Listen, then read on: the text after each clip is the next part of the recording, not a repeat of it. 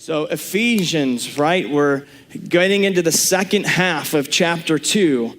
And this is really where the Apostle Paul, he really begins to get into what I've been telling you the whole time, that this book is really about the church and what the church is and what our function is, what on earth we're here for, and so on and so forth, right?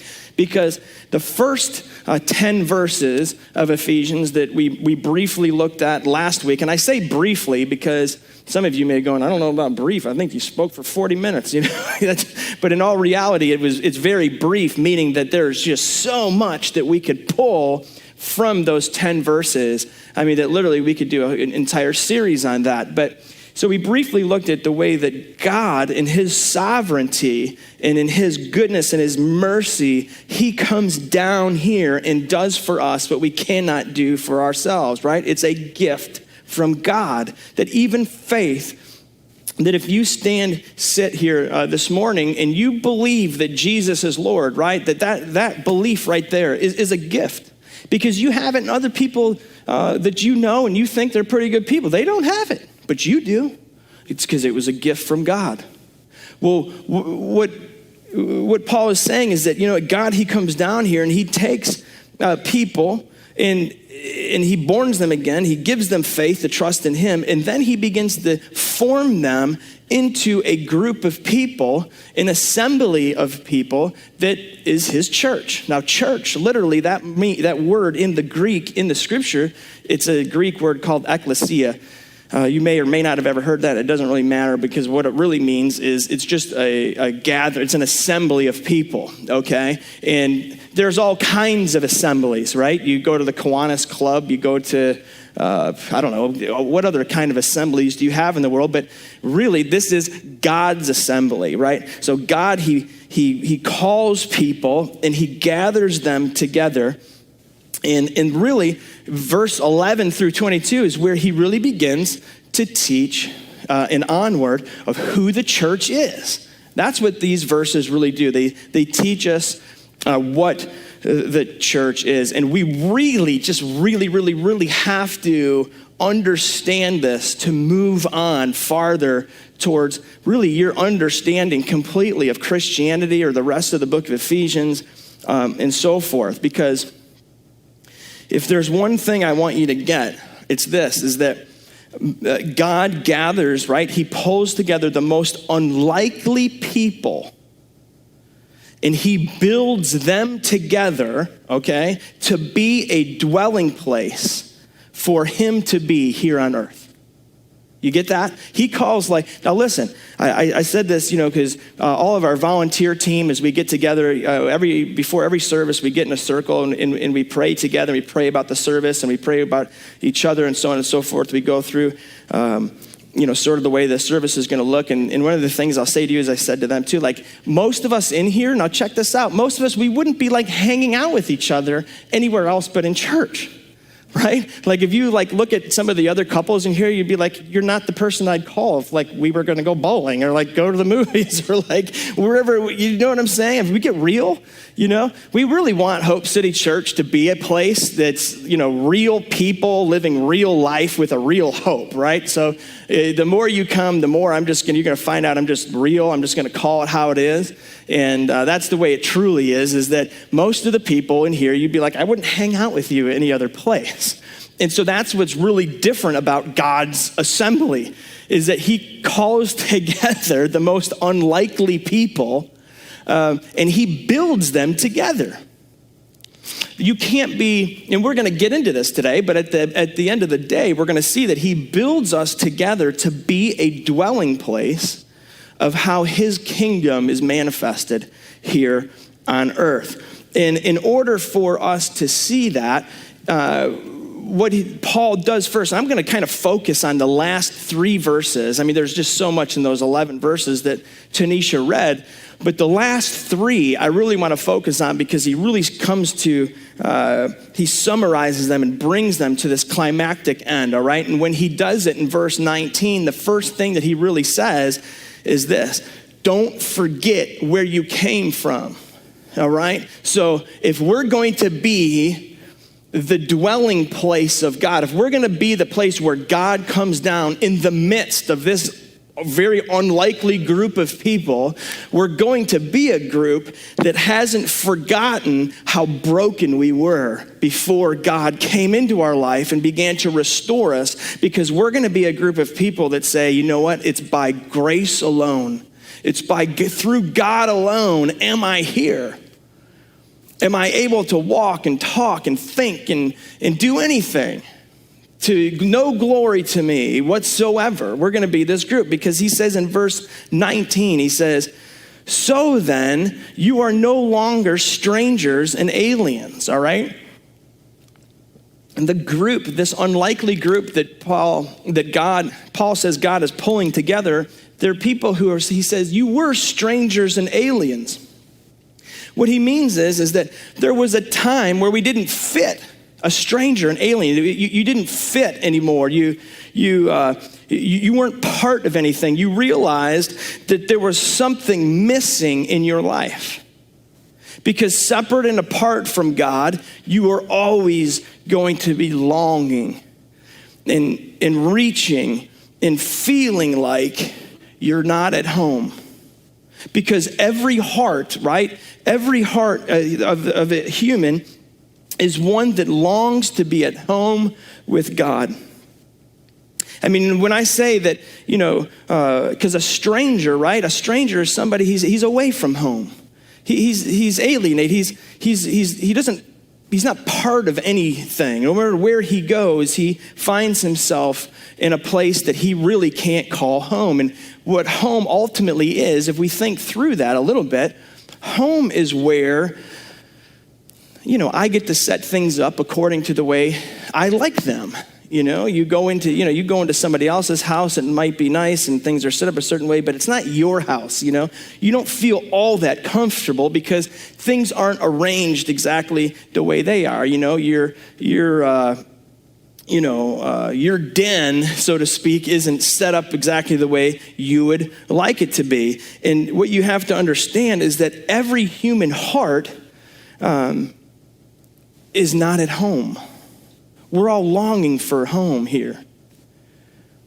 Apart from God, we're always longing for that place. And the reason why is because ever since the beginning of the world, ever since God created, and Adam and Eve, if you go back to the book of Genesis, and when God creates Adam and Eve and they sin against God, right? Most of you probably know that story, right? Where God tells them they can do anything, just don't eat of the fruit of this tree. Well, what's the one thing they do? They eat the fruit of the tree. And we can get into that story. But the bottom line is that after they disobey God, what happens?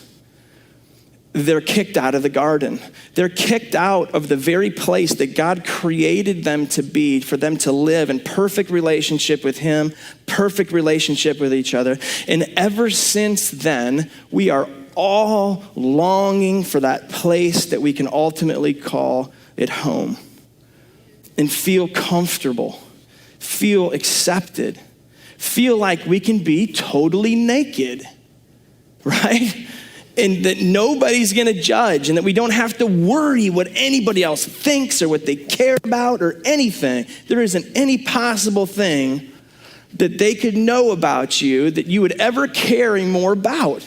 That really is the home that we're longing for. But just as soon as you think you find that place here on earth, you find out pretty quick it's not quite there yet.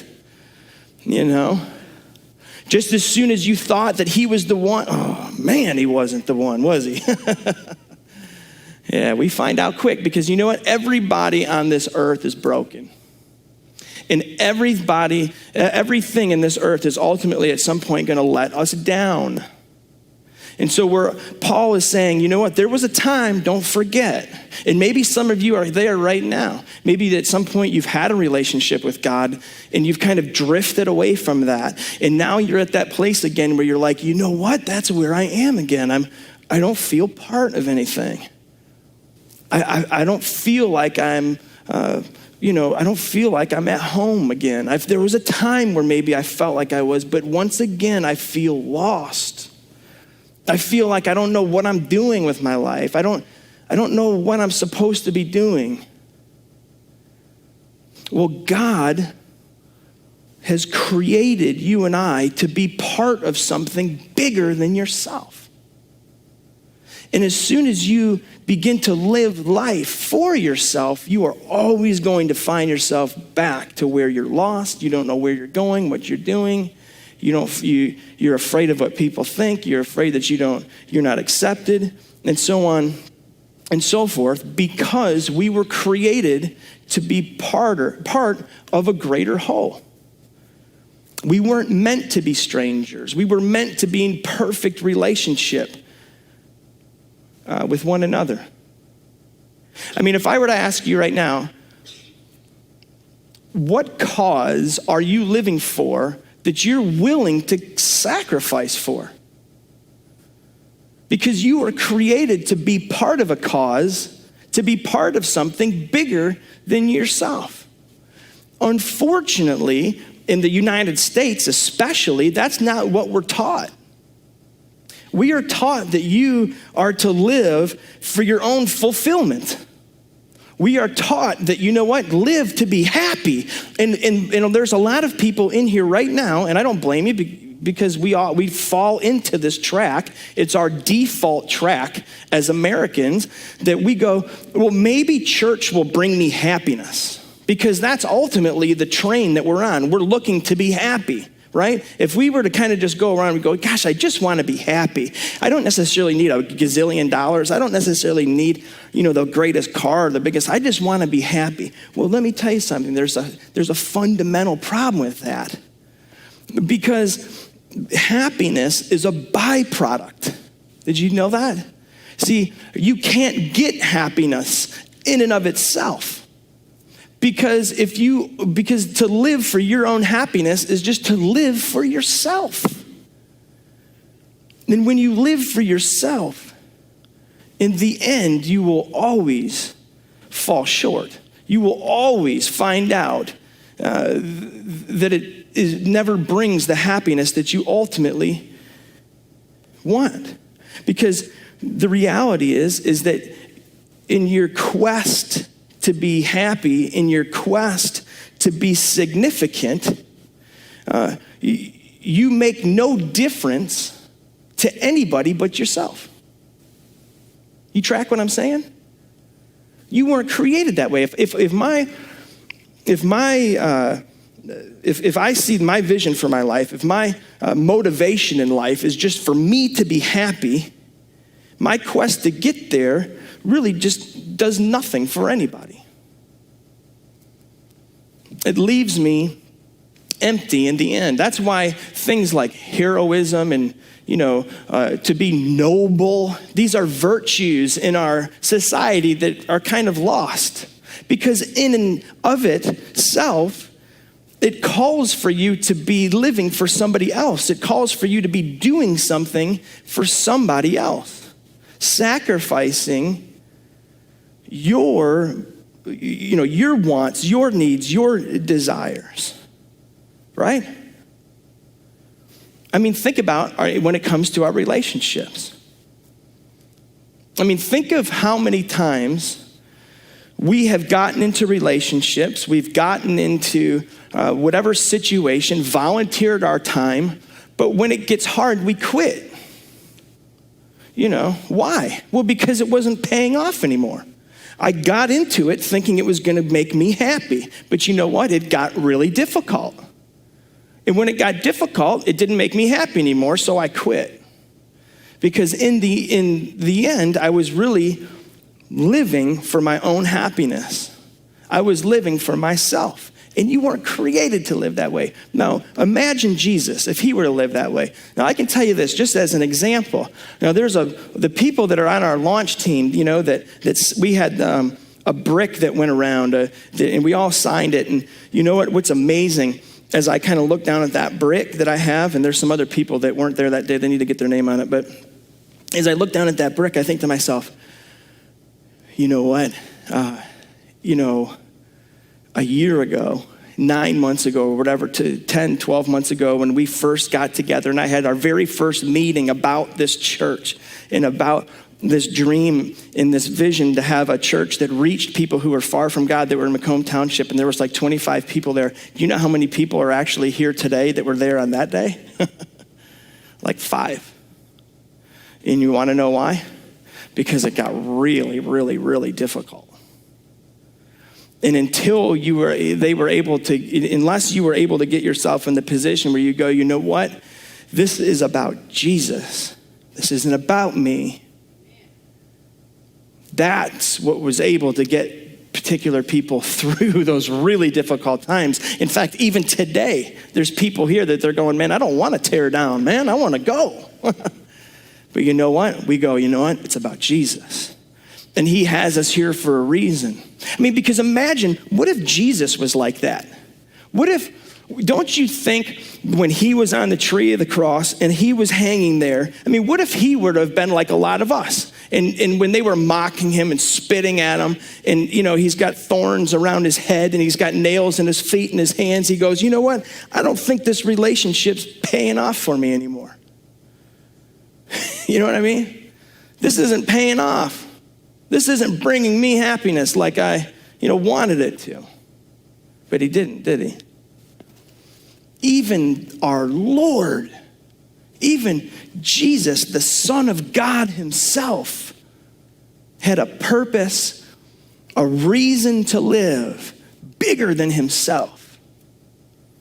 And so do we. We have a reason that God, he has called us together. He's called us out from living for ourselves, from being strangers, and he's brought us home into a greater purpose, a greater cause than our own happiness, than ourselves.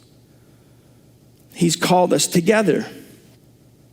And what he's called us to is sort of amazing. So he says, you know what, you're no longer a stranger or an alien. And he gives us like 3 images, right? And I'm going to focus on one the most, but the other 2 are going to kind of give us a clue as to how intense the one that the third one that we'll talk about a little bit. Just watch. So he says, I think it's in verse 22 or something, or 21, he says, you are fellow citizens, and then he says, members of God's household. And then he goes on to say that essentially we're stones in a temple. So essentially where the dwelling place of God is going to be, okay? And so in the first image, he says that, hey, you guys, your relationship to each other and your relationship to God is one of a king to citizens, right? So just think of it today, right? So Paul is kind of saying that, it's like Barack Obama, he's our president, and then our relationship to him, it's like I don't even hardly see him at all. I get to hear him talk and stuff on the TV, but I don't have like any personal interaction with him. And most citizens, they're just, hey man, just don't mess with me and I won't mess with you. Right? I mean, except for those people that we want to consider each other friends. Well, Paul says, in one sense, there is the fact that God is king and that you guys are fellow citizens. But he says, but actually, well, hold up. You're more like, you're in the household of God. Meaning that the dwelling place where God is, it's more like he's my father, and that you are like brothers and sisters with one another. Now we're getting a little bit tighter of a relationship, right? Where like the person who lives 5 miles away, who's my fellow citizen, we have some relation. We're American, we live in Michigan. We live maybe both in Macomb County and so on and so forth. But Paul's going, no, the dwelling place of God, it's a little, for you guys to be where God dwells and to be the place where his kingdom manifests itself on earth, you're going to be a little bit tighter. So it means that like you guys are brother and sister. Well, what's interesting about that is that Hayden, my 5-year-old daughter, she spent the night last night at her Nana's, my mom's house. That's what she calls her, her grandma, and her grandpa's house. And Caleb, he was with Amber and I. And now I have to tell you that out of the 2, Caleb just doesn't listen at all. I mean, he's 2, he doesn't listen at all, okay? But what was remarkable was that even with just Hayden being taken out of the situation, how well he managed. I mean, it was like, my gosh, I mean, you would have thought that, it still would have been totally chaotic, because wherever he is, it seems chaotic. But as soon as his sister was taken out of the situation, woo-wee, it was, he was able to get along. And that's because if we're brothers and sisters, right from the get-go, it's not always going to be wonderful. People are going to, in order to be the dwelling place of God, if we get real for a minute, we're not going to be this place where everybody likes each other all the time. In fact, God is going to be able to start to put you in positions with people that you don't even really like them so much. You would rather not, do I get to volunteer with her? Are you kidding me? But why do you do it? Because there's a bigger cause. There's something bigger than you. There's something bigger than your feelings at that given moment. So, but watch this. Then he says there's actually more than being brother and sister and being the household of God. You're actually stones in a temple, your stones being built into a temple where God will live. So in the one sense, we're sort of compared to, a king and citizens, and then a father and his kids and a family. And then he's talking about us being not even brothers and sisters, us actually being cemented together. We're so close. It's like, you know what? Get all the empty chairs out from you and squeeze in. You know what I mean? It means that as we are together, we're going to be probably real uncomfortable. Because what Paul does is each image he shows of the church, it's one that gets intensified. Now watch this. The power that forms them, the greater the power that forms them, is the greater the power that actually changes them. Okay? So what I'm saying is that if Barack Obama does something and he makes something change, it has very little to do with my daily life. You get what I'm saying? But if my dad, or let's say me with my kids, if I, to Hayden and Caleb, do something, it's going to have a direct effect on them. It's going to have a greater change in their life because it's closer. Well, when we're built together as stones and bricks, the power of God inside that is going to be incredible. Because it's not just like that God is, far from us or near from us. He's not only even just with us, he's actually in us. You get that? Do you get what I'm saying? The way Paul shows it is that he's not just your king. He's not just your father. He's not even just with you. He's actually in you. That when the gospel, when it penetrates your heart, it begins to change you from the inside out.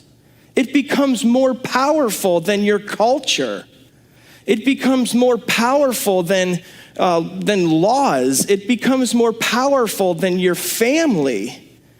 Whatever your family taught you, or whatever your culture taught you, or whatever your teacher taught you, whatever it is, the gospel is more powerful. It overrides it all.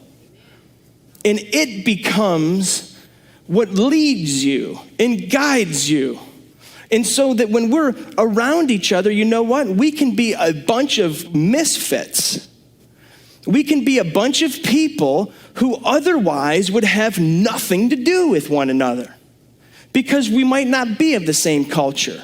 We may not be of the same, we may not play at the same, racquetball court or whatever it is, the same golf club or whatever it is. But this power is bigger than all of those things. And it brings us together tighter than any one of those things. Are you getting what I'm saying? This overrides it.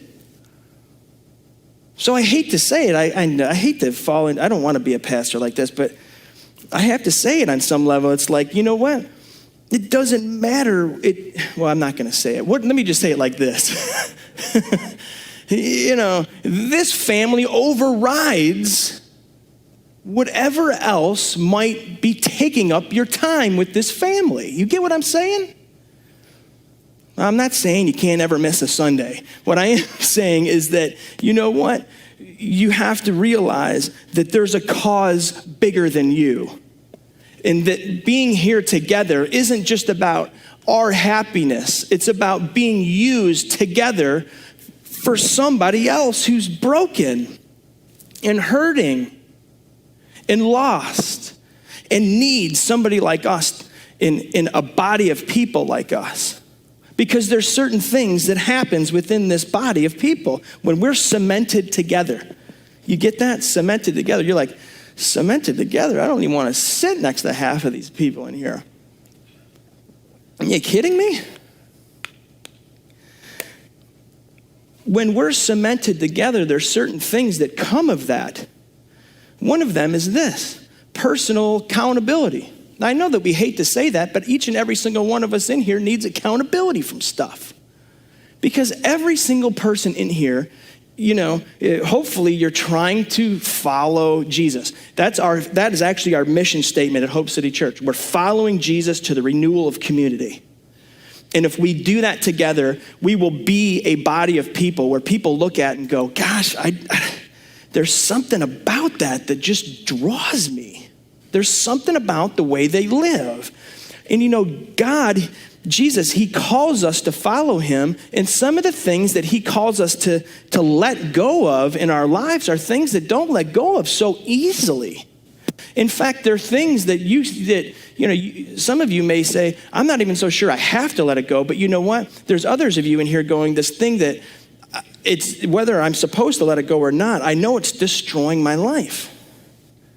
There's guys in here right now that you're strung out on pornography, and some of you, maybe there's guys that are like, I don't see any problem with that. Well, there's other guys in here that you're going, you know what? I know it's a problem and I want to stop, but I don't know how to stop. There's other people in here, you're struggling with other things. And part of the reason why God has us locked together is not so we can be like, man, which one is it, Darren? Just tell me, which one is it, the one that's strung out on pornography? I'm going to get them. That's not how it is. It's so that we can love one another, so that we can be close enough to offer personal accountability. One of the ways that you do that, it's like this. Have you guys ever, what story is it from? I forget, Odysseus. What story is Odysseus from? One of the Greek myths, right? Odysseus, the story goes like this. Odysseus, they're the sirens, okay? There's these sirens, which are like mermaids, I think, if I remember correctly, that they sing. And when they sing, it's so beautiful, it's so awesome that you can't help but be turned and drive your boat, turn your boat over to hear in, these beautiful singers that are called sirens, right? But every time you turn that way, they get you because they actually are leading you into the rocks that crush your boat, right? Maybe some of you remember this tale.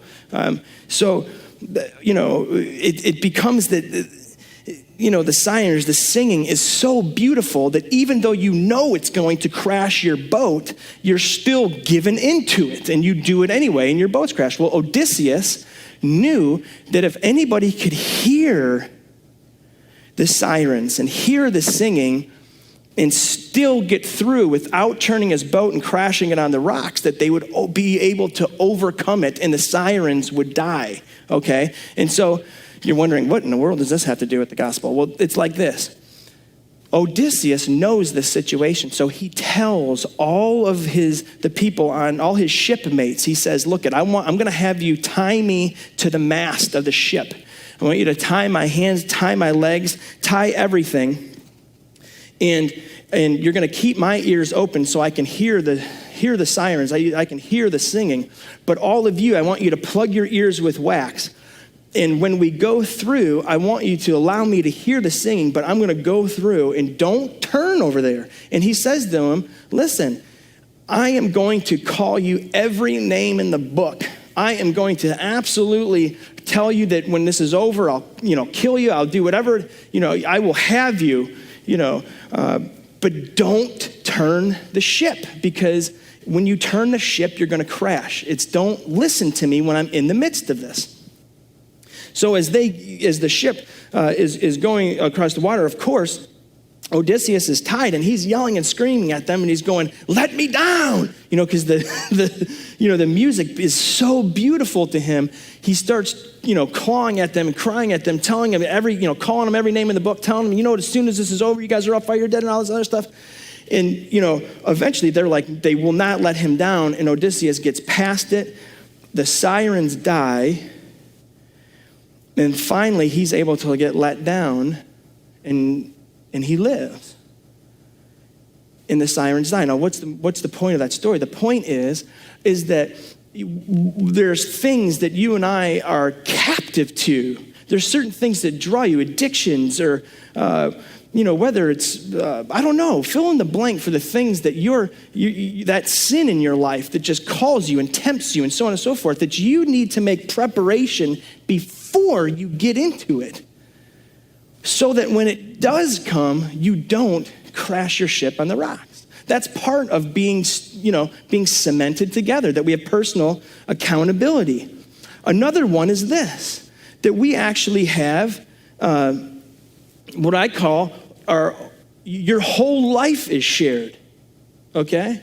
That your hospitality, you don't just share one little piece of your life, It's sort of like in other clubs, you play racquetball together, but you wouldn't be caught dead with them outside of, playing racquetball, or you work with this particular person, but when it comes to going and hanging out, you don't invite them, or whatever it is. When it comes to, this temple that God is forming us into, it's our whole life gets shared. We share our whole lives with one another, not just the little things. It's sort of like when I got married, right? Like, you notice how, you live your life a particular way when you're single, and then when you get married, suddenly a whole bunch of stuff in your life changes, and you really don't realize it until you get married. And for those of you that are single right now, I can't explain to you what those things are. You just find out when you get married. So it's sort of the same thing here, right? Like when you, before you're part of, the building blocks and the stones that are being formed into this building, before that, you really can't be told what it is going to be until you're actually in it. So for me, it was sort of like this. When I got married, I had my really good friend, still one of my best friends today, Paul. Paul and I would just, we both can talk forever. And so we would just hang out and shoot it with one another and, talk until wee hours of the night. It could be 2 or 3 o'clock in the morning before I finally look at my watch. Oh man, I gotta go home.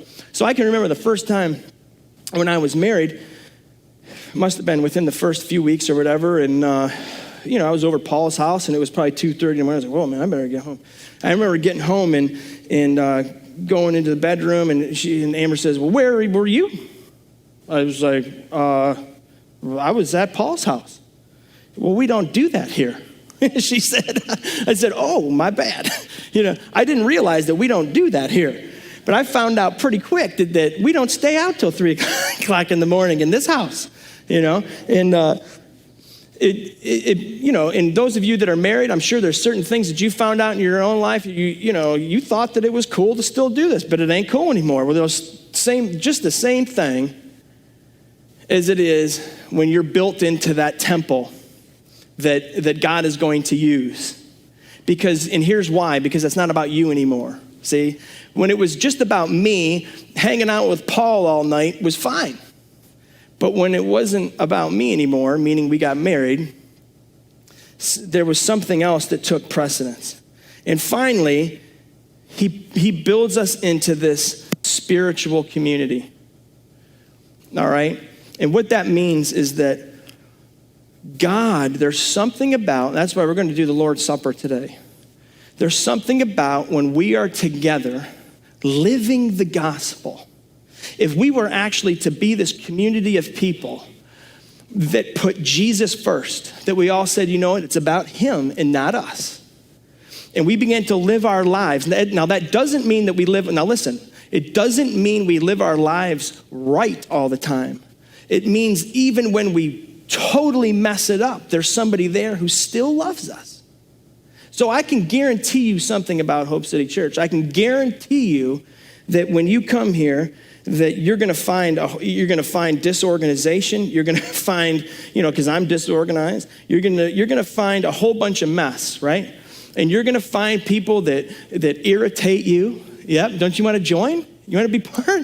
You're going to find people who irritate you that you don't necessarily like and all that other stuff. And you're going to find people that you don't necessarily care for. But I can guarantee you this: you will find somebody who will hold you when you hurt. You will find somebody who will be there when you recognize your brokenness. That there may be areas of their life that you can't stand, but you know what? When we begin to live the gospel, and we all are part of something bigger than ourselves, other people on the outside are going to look in and go, gosh, you know what? Because they know deep down in their hearts that they are made for something bigger than themselves too. And that happiness is ultimately a secondary thing. Because when we do the Lord's Supper together and we break the bread and we realize, you know what, Jesus, he broke his body for me. He was torn apart for me. He took the nails for me. He was spiritually separated from his Father for me. When we do that together, you know what? We're willing to forgive one another. We're willing to help one another. We're willing to see something greater than you and I. And that's ultimately how we do it. That's how we become one of the stones in the temple that God is going to use to dwell in, to bring hope to somebody who's hopeless. That's really how it is. It's really, it's this, what I call radical hospitality. You know what hospitality is? We have this team like Sam and Yvonne and a couple others. They're on our hospitality team. You know what hospitality means literally? It literally comes from a word, philozena, which literally means love of a stranger. Did you know that? Well, why do you bring that up? Well, because remember Paul said, remember you were once a stranger and an alien. And you know what? It was an incredible hospitality for Jesus to come out of heaven and come down here to earth and to love a stranger, love somebody that had walked away, had, turned their face, mocked him, spit on him, yet he was willing to come down here to the person that you look at and you go, gosh, I don't want to have anything to do with them. Well, imagine what God would have been looking at in you, right? As you and I were the strangers and aliens, right? That he looked on us and he said, you know what? I don't care how far they are from me. I'm coming down there. And it was radical hospitality that he came down here and made us the greatest object of his love. It was actually the greatest act of hospitality in the history of the world for him to come out of heaven and allow us into his household. And you know how he did it? The way he let us into his household was for him to become homeless. Remember this passage? He says, the foxes have holes and the birds of the air have nests, but the Son of Man has nowhere to lay his head. Jesus, the scripture says, he he was taken outside of the gates of Jerusalem. He was taken outside. He was made homeless. He was made a stranger, an alien. He was taken out of Jerusalem and crucified. He was mocked, he was spit upon, and he was crucified. Why? So that we could come to the table. We could be part, sons and daughters in the household of God, to come before his table and have a great dinner with our Father.